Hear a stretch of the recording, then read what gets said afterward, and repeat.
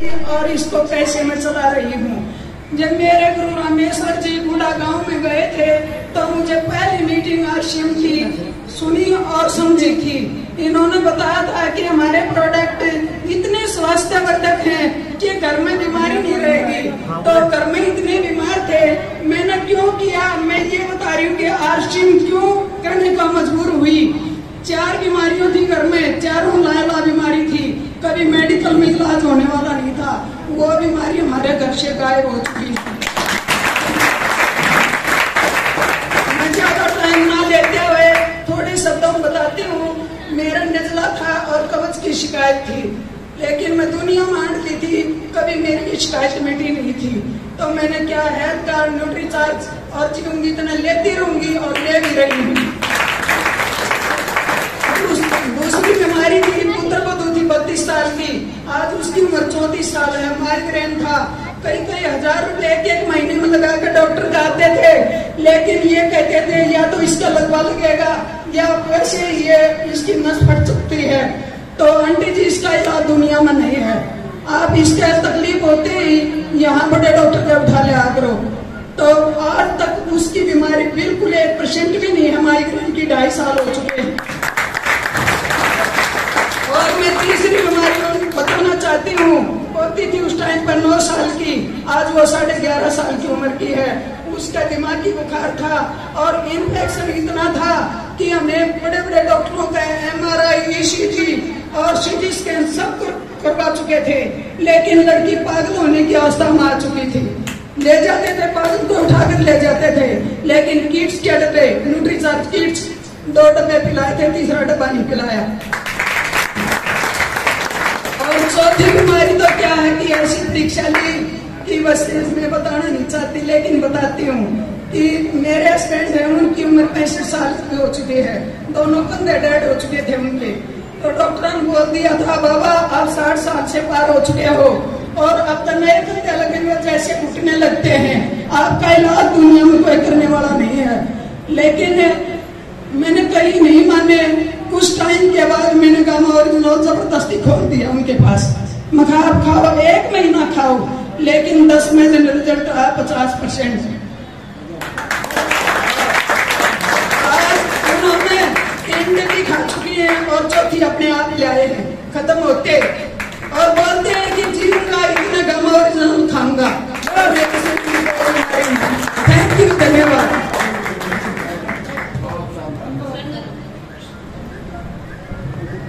बहुत बढ़िया, बहुत बढ़िया लगी। सभी को जय श्याम।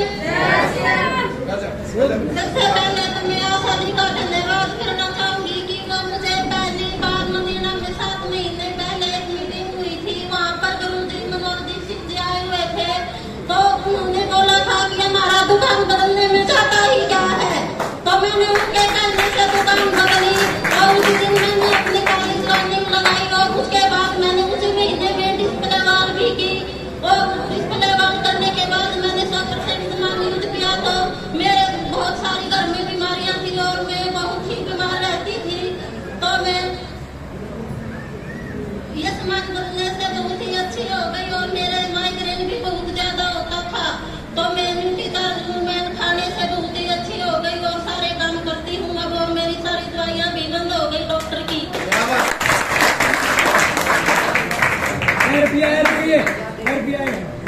पीछे कितने आए? और इनकम की बात करें तो मेरी टोटल इनकम 50,000 प्लस आ चुकी है।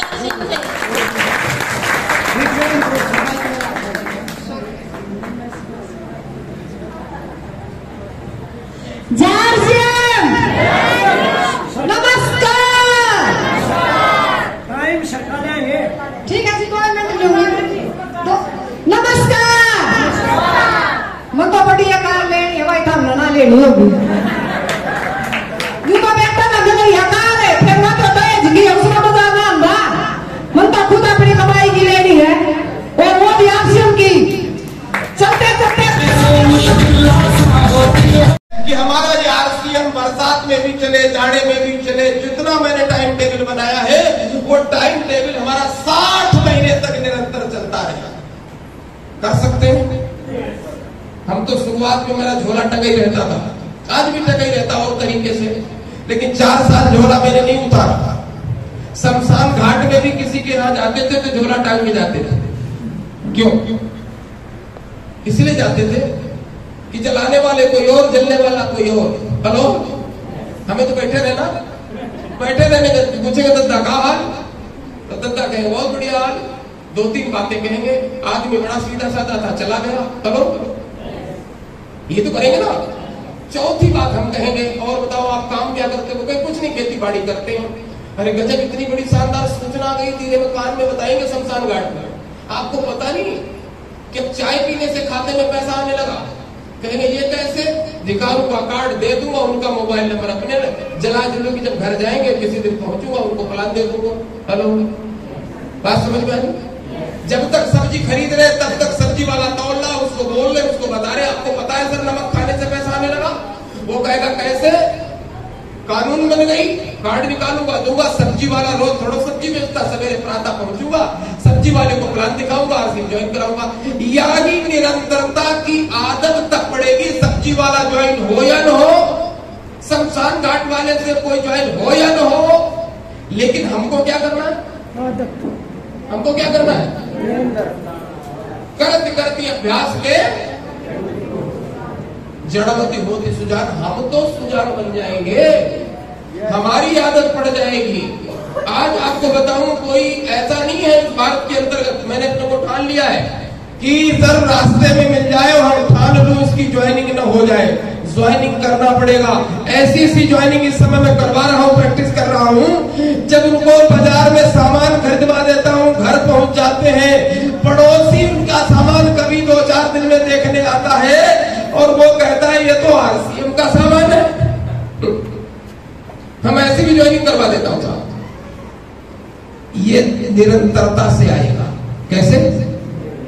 लोग आपकी आरसीएम करने नहीं आएंगे, लोग आपको ज्वाइन करेंगे। इसको अभी शुरुआत में आप ज्वाइन कराएंगे। Very good. लोग तो आखिरी शब्द और बात को आगे बढ़ाते हैं। 5वां तालोबार छठा है निरंतरता, और 7वां निरंतर लोग लगे तो हैं, लेकिन विद प्लानिंग, ये 7वां सिद्धांत है अमीर बनने का। ये जितने भी कार्यक्रम है, 7वां आखिरी पॉइंट आपको मिलेगा, विद प्लानिंग, टोटल प्लानिंग। आपकी कितने वाइटल है, कितने वाइटिंग है, कितने बनने चाहिए इस महीने, कितने वीरांगना कलम में कितने, ये क्या है, वो क्या है, कहाँ जाना, कैसे जाना, कहाँ उठना, कहाँ बैठना, सारा कुछ आपको विद प्लानिंग, यानी पेपर वर्क। कौन सा वर्क? Paper work. भारत में जब कोई कानून बनती है, जब कोई, तब वहां कुछ प्रमुख लोग बैठ करके पहले पेपर वर्क करते हैं, तब जाके उनकी प्लानिंग होती है। तो हमको भी पेपर वर्क करना चाहिए। अब बताएं कितने लोग तैयार हैं ईमानदारी से हाथ उठाना? बहुत धीरे धीरे हाथ उठ रहे। यस, बहुत बहुत धन्यवाद। अगर आपने हाथ उठाए हैं तो एक लाइन मैंने लिखी थी कि आरसीएम वालों तुमको किस नाम से आज प्रणाम करूं, और सबको सबके प्राण कहूं या सबको हिंदुस्तान कहूं? सबको सबके प्राण कहूं या सबको हिंदुस्तान कहूं? मैं चित्रकार कह दूं तुमको। एक बिटिया आती है, वो अपनी चित्रकारी दिखाती है। एक चाचा आते हैं, वो अपनी चित्रकारी दिखाते। देखा, मैं चित्रकार कह दूं तुमको या कलाकार का रूप कहूं, और सत्य कहूं, सुंदर कह दूं, या शिव का अमृत रूप कहूं, तुमको गंगा का मन कह दूं, या हिमगिरी की ऊंचाई, और सूरदास का पद कह दूं, या मानस की चौपाई, और चारों वेदों की कथा कहूं, या गीता और कुरान कहूं? आरसीएम वालों तुमको किस नाम से आज प्रणाम करूं?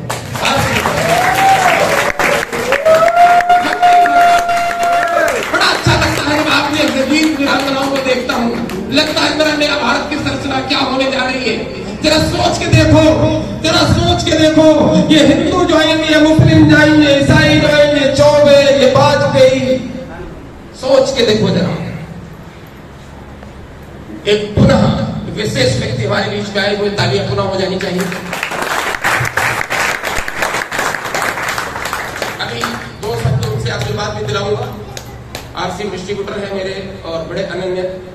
आरसीएम डिस्ट्रीब्यूटर अध्यात्म गुरु भी हैं, पूरे राष्ट्र महाराष्ट्र में जब आरसीएम का तहलका मचा था तो उनके हाथ में एक लाठी हुआ करती थी और हम सब सोया करते थे, वो लाठी लेकर के बैठा करते थे कि आरसीएम के वीरों तुम सो जाओ, ये जय भोले जिंदाबाद है और जय भोले हमारे बीच में। तुम्हें एक बार जोरदार तालियां सबके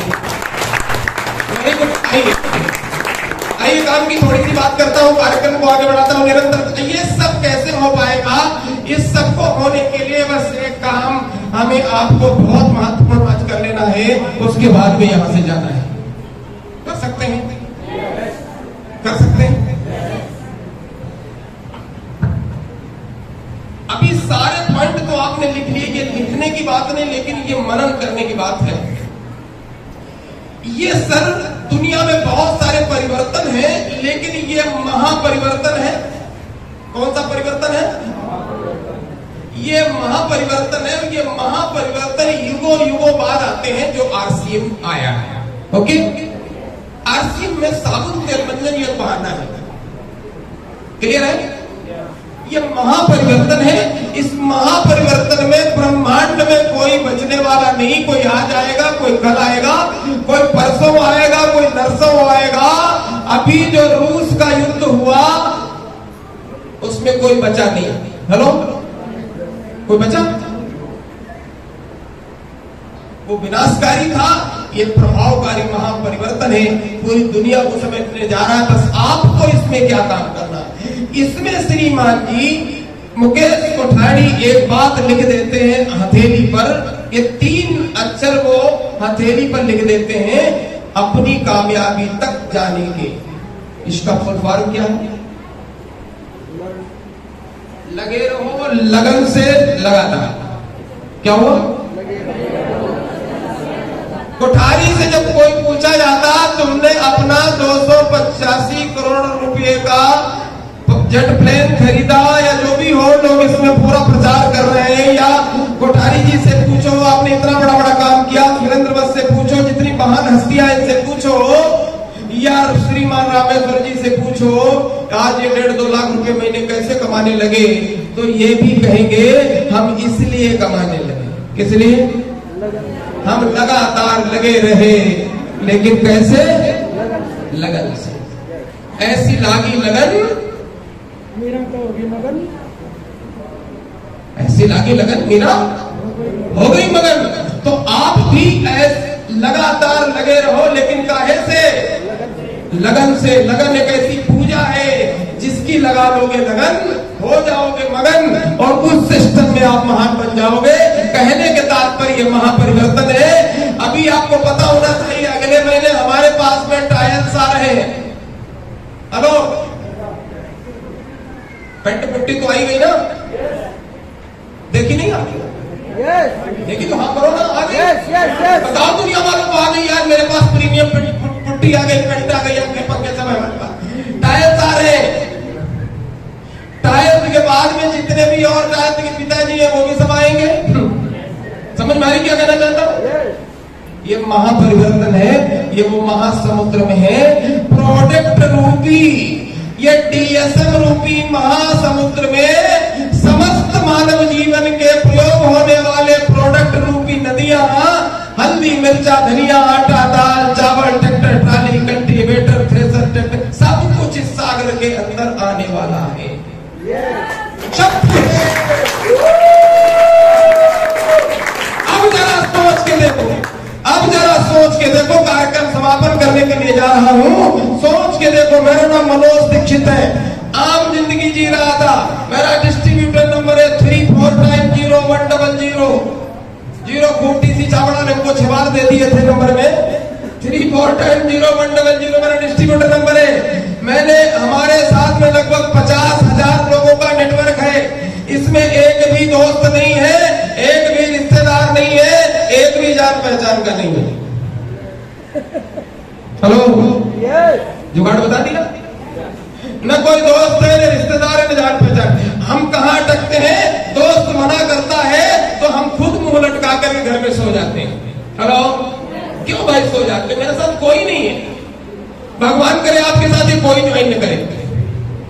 ये क्यों ज्वाइन करें? ये सर अभी नहीं करेंगे, ये बाद में करेंगे। अभी इन पर प्रैक्टिस करो। क्या कर रहे हैं? प्रैक्टिस करो। कोई नहीं, अब जरा सोच के देखो आज की डेट में अभी मेरे नीचे जो प्रोडक्ट बिक रहा है वर्तमान में, वो लगभग 1.5 से 2 करोड़ का प्रोडक्ट बिक रहा है रुपये का। कितने का? हम खरीद रहे हैं 5,000 का। अब जरा सोचो 1.5-2 लाख रुपए आ रहा है। रोहतक से जाने के बाद बाई चांस घर न पहुंच पाए तो ये पैसा आएगा कि बंद हो जाएगा? क्यों आएगा? क्योंकि दुनिया की सबसे बड़ी पावर नेटवर्क बना लिया है। और वो किसका नेटवर्क है? नेटवर्क तो बहुत लोगों के पास, लेकिन हमारे पास अनोखा नेटवर्क है। किसका नेटवर्क? अरे बताओ ना। उपभोक्ता। और उपभोक्ताओं की भारत में कमी नहीं है। जो ऊपर को मुंह उठा करके भोक्ता मिले, समझ लो यही उपभोक्ता है। बात समझ में आ रही है? कोई कहेगा मोदी खराब, कोई कहेगा विरोधी खराब, कोई कहेगा जाड़ा बहुत, कोई कहेगा गर्मी। अरे गर्मी में गर्मी नहीं होगी तो क्या होगा?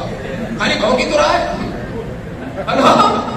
महंगाई बहुत है, नौकरी मिल रही है, बिजली बहुत खराब है, मोदी लूट लिया, देश बेच लिया, ये सारे ऊपर को मुंह उठा करके भौंक रहे हैं। इनको ज्वाइन करा दो। बात समझ में आ रही है? इनका हमारे पास नेटवर्क है और ये भौंकते बहुत शानदार है। और आरसीएम में आरसीएम की बात भौंकने लगेंगे। बात समझ में आई? धीरे धीरे रामेश्वर जी के संपर्क में आकर के भौंकना बंद कर देंगे। यह लीडर बन जाएंगे और लीडर एक ऐसा बन जाएंगे, साधु संत भी उनके आगे कभी कभी फेल हो जाएंगे। हेलो, क्योंकि ये लोगों 50,000 लोगों का नेटवर्क है। एक बात बताओ, अगली साल ये 50,000 से 75,000 होगा कि नहीं होगा? हमारे दुनिया से जाने के बाद आप लोग ज्वाइनिंग कराना बंद कर दोगे क्या? तो हमारा 75,000 जाने में कोई का रोक पाएगा? अच्छा, नहीं रोक पाएगा तो पैसा 5 लाख 10 लाख महीने आने से कोई रोक पाएगा क्या? ये चलता रहेगा श्रीमान जी। एक पीढ़ी में तो हो ही जाएगा, 3-4 पीढ़ी के बाद हमारी जो संतानें होगी, कम से कम नहीं तो 50 करोड़ रुपया महीना आ रहा होगा कि नहीं आ रहा होगा? आ रहा होगा कि नहीं आ रहा होगा? सब कुछ सागर में समापन होने 50 करोड़ आएगा। एक शर्त है, मैं आपको बता दूं आत्मा से, आरसीएम का डिस्ट्रीब्यूटर जो है ये दुनिया से चला तो जाएगा, लेकिन बैंक स्टेटमेंट और कंपनी की प्रोफाइल के अंदर जिसने पहली बार डिस्ट्रीब्यूटर परिवार में लिया है, उसका नाम अजर अमर कर जाएगा। अब देखो, हमारी 4 पीढ़ियों के बाद वो पप्पू सप्पू कोई आए और उनको 50 करोड़ आने लगा। 50 करोड़ रुपया निकाल के लाएंगे, खाएंगे कि बिछाएंगे? हेलो, क्यों देखो, क्यों देखो, खाएंगे कि बिछाएंगे? जवाब तो कहेंगे कि बंद है। अपना दिमाग के बारे में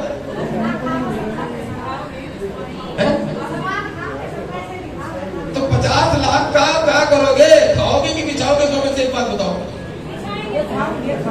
ना। पैसा खाने के काम में आता है ना, तो काहे दिमाग लगाएगा? बात समझ में आ रही? ये पैसे से कुछ महान कार्य करेंगी संतानें हमारी आपकी।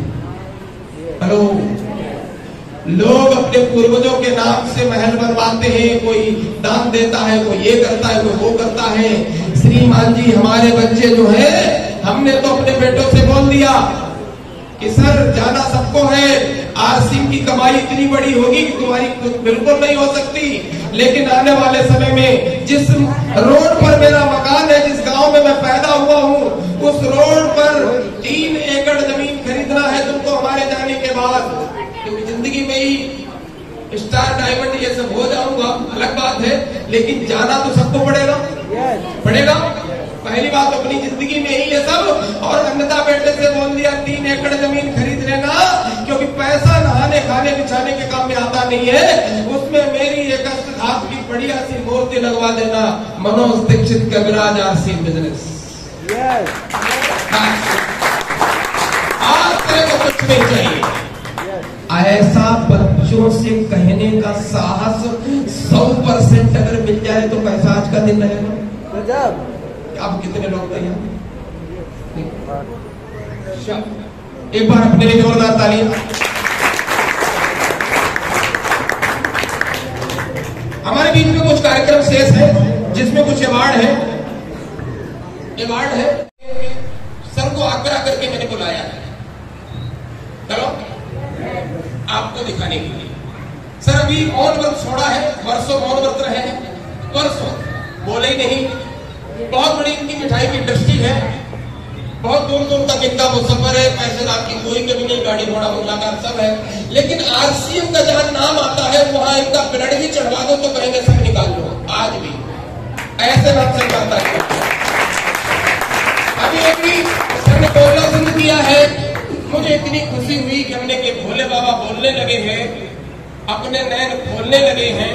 चलो तुम नैनों में नैन मिलाए जाए। हेलो तो आइए आज आपकी शानदार तालियों के बीच में श्रीमान सूरजमल भोले वो आरसीएम के प्रति आज क्या कहना चाहते हैं। बहुत शानदार तालियां।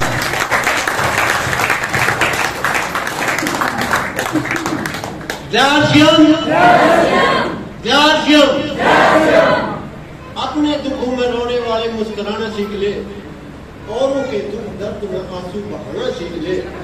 अपने खाने में मजा नहीं औरों को खिलाने में है, जिंदगी क्या दिल की है किसी के काम आना सीख ले।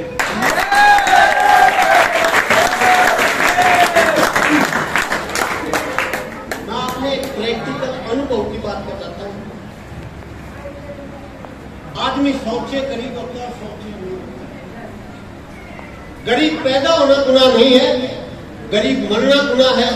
और गरीब पैदा होता है तो चोरी बाप की गलती है, और गरीब मरता है खुद की गलती। मैंने जो अनुभव किया है इस दुनिया के अंदर, 5 तरह के आदमी होते हैं।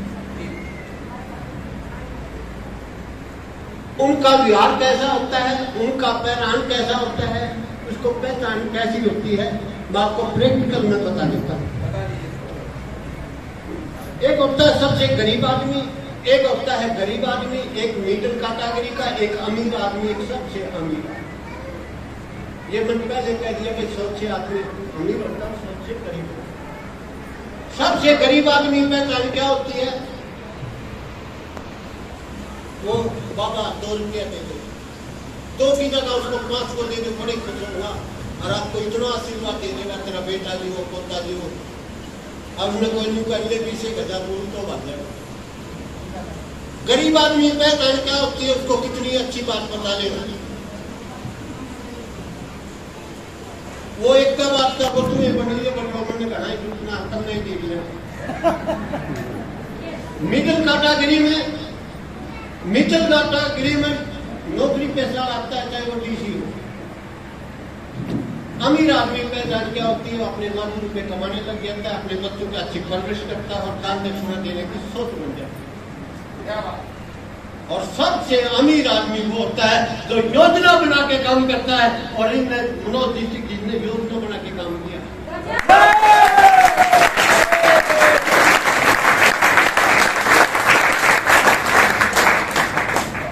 कोई भी काम मुश्किल नहीं होता,